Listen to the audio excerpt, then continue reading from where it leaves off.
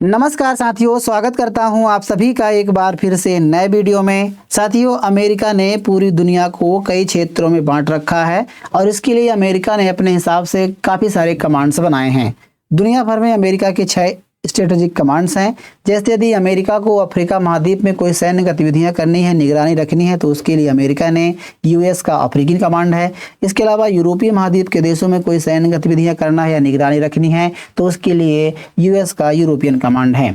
साथियों, इसी प्रकार से हिंद महासागर और प्रशांत महासागर के क्षेत्र में निगरानी रखने के लिए, सैन्य गतिविधियां करने के लिए अमेरिका ने इंडो पैसिफिक कमांड बनाया है।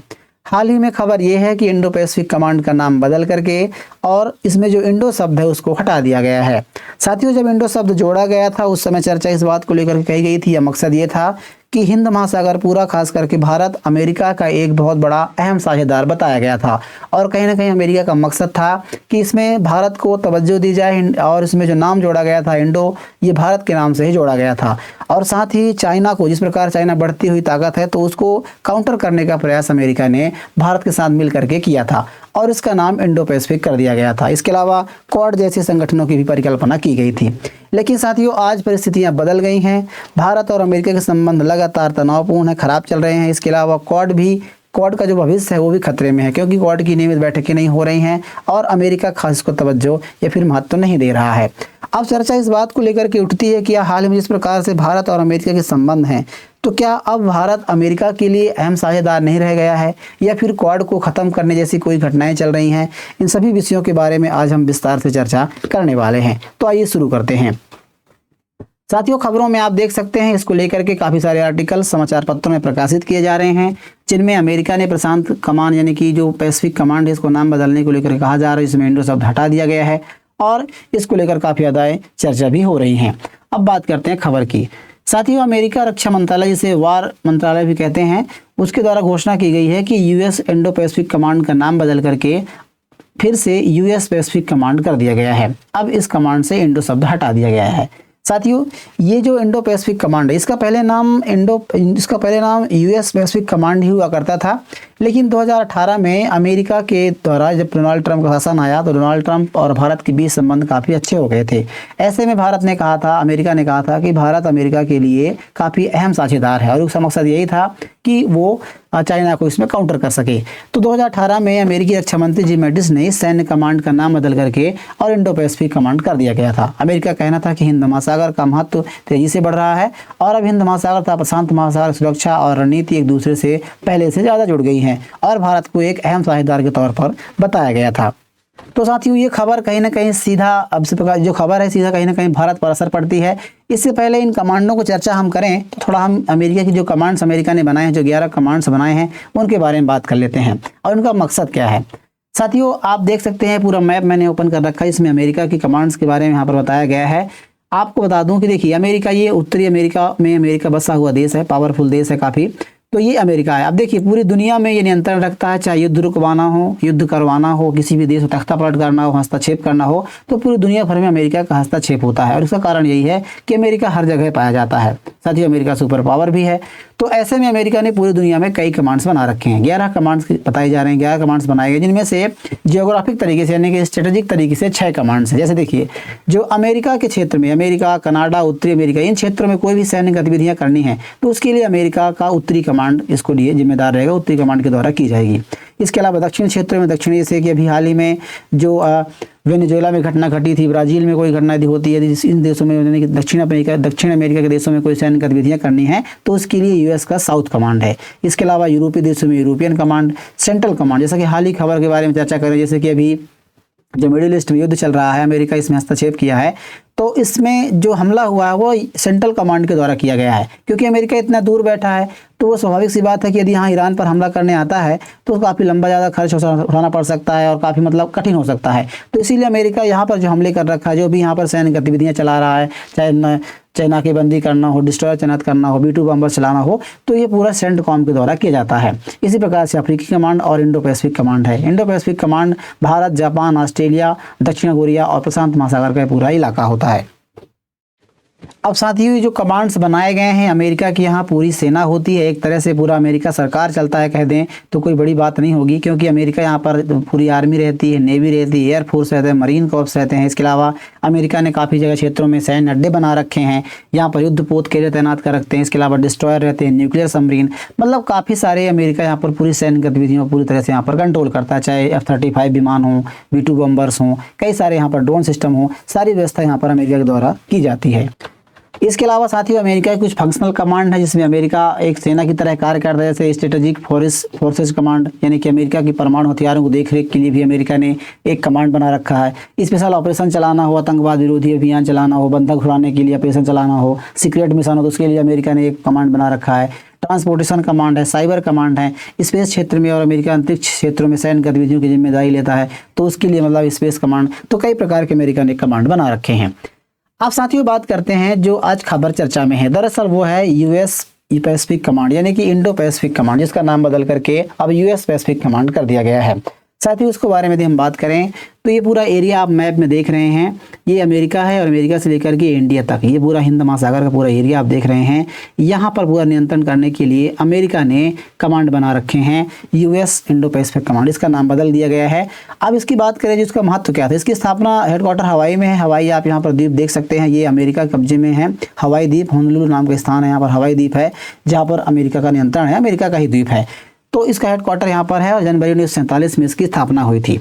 अब इसकी स्थापना की भी अलग कहानी आगे हम चर्चा करेंगे, लेकिन इसका जो मकसद ये है कि चीन की सैन्य गतिविधि, चीन है पूरे इस पैसिफिक महाद्वीप में चीन काफ़ी नियंत्रण रहता है, सभी जानते हैं, चाहे यहाँ तो भारत की हिंद महासागर में हो, प्रशांत महासागर में हो, तो चीन की सैन्य गतिविधि पर नजर रखना है, ताइवान की सुरक्षा से जुड़े मामलों पर काम करना है। इसके अलावा समुद्री व्यापार मार्ग, चाहे मलक्का स्ट्रीट हो, इसके अलावा व्यापार के क्षेत्र को लेकर हो, बेरिंग स्ट्रीट हो, तो यहाँ पर अमेरिका नियंत्रण रखता है। इसके अलावा युद्ध और संकट की स्थिति में अमेरिका सैन्य अभियान चलाना, जापान, दक्षिण कोरिया, ऑस्ट्रेलिया और भारत जैसे सहयोगी देशों के साथ सैन्य अभ्यास करना, जो क्वाड की तरह काम करता है, क्वाड संगठन जो बनाया गया था। 2018 में इसका नाम, जैसे मैंने बताया आपको पहले, इंडो यूएस पैसिफिक का नाम बदल करके इंडो पैसिफिक किया गया था और 2026 में फिर से इसका नाम बदल दिया गया है।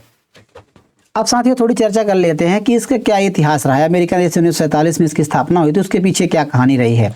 तो दरअसल क्या है कि 1945 में जब द्वितीय विश्व समाप्त हुआ तो साथियों अमेरिका ने जापान पर बम गिराए थे, परमाणु बम गिराए थे, आप सभी जानते हैं। तो उसके बाद से जापान पूरी तरह से तहस नहस हो गया था। वो एक समय था जब जापान पूरी दुनिया में एक नई शक्ति के तौर पर उभर रहा था और यहाँ तक कि वो चाइना सभी देशों पर उन्होंने कब्जा कर लिया था। तो जब द्वितीय विश्व समाप्त हुआ तो अमेरिका ने यहाँ पर एक कमांड बनाने की स्थापना की, मतलब 1947 में पैसिफिक कमांड बनाई। उसका जो मुख्य उद्देश्य था उस समय वो जापान पर निगरानी रखना, इसके अलावा जो सोवियत संघ रूस था उसको बढ़ने से रोकना था, प्रशांत क्षेत्र में अमेरिका हितों की रक्षा करना था। तो ये सभी उनके मकसद से बनाया गया था। उसके बाद कोरिया युद्ध होता है, जिसमें भी इंडो पैसिफिक जो कमांड है, पैसिफिक कमांड था, इसका महत्वपूर्ण योगदान होता है। अमेरिकी नौसेना और वायुसेना का संचालन यहीं से होता है।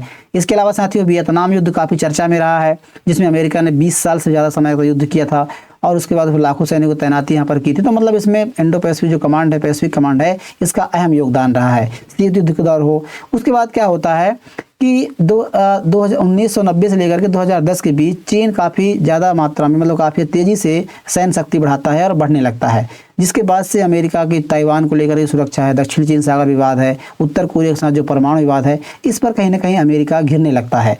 तो अमेरिका की चाल होती है और अमेरिका क्या है कि पूरे पैसिफिक रीजन में, पूरे यहाँ पर चाहे इस पैसिफिक रीजन में हो, इंडियन ओशियन में हो, यहाँ पर नियंत्रण बढ़ाने के लिए अमेरिका क्या करता है कि एक चाल चलता है। उसी समय क्वाड जैसे संगठन का गठन किया जाता है। इससे पहले डोनाल्ड ट्रंप ने क्वाड की संगठन किया था, जिसमें क्वाड के क्षेत्र में बात करें तो पूरे इंडो पैसिफिक में, यानी कि पैसिफिक महासागर जो प्रशांत महासागर, हिंद महासागर है, यहाँ पर ऑस्ट्रेलिया, अमेरिका, जापान और इंडिया मिल करके एक संगठन बनाते हैं। 4 देशों का संगठन होता है। हालांकि कोई मतलब सैन्य संगठन नहीं है, लेकिन इसमें प्रशांत महासागर क्षेत्रों में सैन्य गठबंधन नहीं है, लेकिन इसमें एक तरह का काउंटर करने का, चीन को जिस प्रकार से बढ़ती सैन्य ताकत है उसको रोकने का प्रयास में किया जाता है। इसमें सभी देशों को फायदा होता है। लेकिन उससे पहले डोनाल्ड ट्रंप 2018 में इंडो पैसिफिक जो यूएस पैसिफिक कमांड है, इसका नाम बदल करके इंडो पैसिफिक कमांड कर देते हैं। और उसके पीछे भी यही वजह बताई जाती है कि भारत को वो एक रणनीतिक साझेदार के तौर पर देखते हैं और पूरा जो हिंद महासागर है वो काफ़ी महत्वपूर्ण है अमेरिका के लिए, क्योंकि जो मलक्का स्ट्रीट बता दूँ, देखिए पैसिफिक तो चलो ठीक है, पैसिफिक तक का तो अमेरिका कंट्रोल ठीक है, लेकिन जो इंडो पैसिफिक यानी कि हिंद महासागर में कंट्रोल करने का जो मेन मकसद है वो है मलक्का स्ट्रीट। मलक्का स्ट्रेट साथियों यहाँ से एक महत्वपूर्ण जलडा मुरम्मत इस प्रकार से अभी हॉर्मुज स्ट्रेट पर ईरान ने कब्जा कर रखा है। तो ठीक इसी प्रकार से इंडोनेशिया और सिंगापुर के आसपास से एक मलक्का स्ट्रेट जो रहती है, इसमें काफ़ी ज़्यादा मात्रा में यहाँ से व्यापार होता है। तो हिंद महासागर को शामिल करने का मकसद ये था। दूसरी चीज़ क्या है कि चाइना का जो काउंटर है, चाइना का जो रोकना है, वो अमेरिका भारत के साथ मिल करके ही कर सकता है, क्योंकि भारत एक बहुत बड़ा साझेदार है और अमेरिका, भारत और चाइना का मतलब सीमा विवाद भी है। तो इसको लेकर के अमेरिका इसका फ़ायदा भी उठाता रहा है। हालांकि इससे भारत को भी काफ़ी फायदा हुआ है। भारत के संबंध अमेरिका से काफ़ी मजबूत हो गए थे, चाहे व्यापार को लेकर के हर एक क्षेत्र में भारत के संबंध थे अमेरिका से काफ़ी अच्छे थे, तो इसका फ़ायदा भारत को भी मिला था। लेकिन अब परिस्थितियाँ बदल गई हैं साथियों। क्या है कि अब भारत जो है, भारत और अमेरिका के संबंध इस समय काफ़ी तनावपूर्ण है, अच्छे नहीं हैं। और इसी बीच क्वाड को लेकर के भी एक मतलब घटनाएं घट रही हैं, जिस प्रकार से बैठकें अनियमित हो गई हैं। अमेरिका इसमें ज़्यादा महत्व नहीं दे रहा है। तो इससे संकेत भी प्रतीत होता है कि अमेरिका अब क्वाड को ज़्यादा महत्व नहीं दे रहा है। अब क्वाड के बारे में चर्चा करें तो क्वाड्रिलेटरल सिक्योरिटी डायलॉग है, 4 देशों के समूह से बनाया गया, जैसे मैंने बताया है। और इसका मकसद जो था, हिंद महासागर और प्रशांत महासागर में सुरक्षित नौवहन सुनिश्चित करना है। इसके अलावा आपदा प्रबंधन में और भूकंप, सुनामी, इन जैसे की घटनाओं को लेकर के मतलब सहयोग करना है। साइबर हमलों और डिजिटल खतरों से निपटना है। हालांकि इसकी जो शुरुआत हुई थी वो सुनामी से ही हुई थी।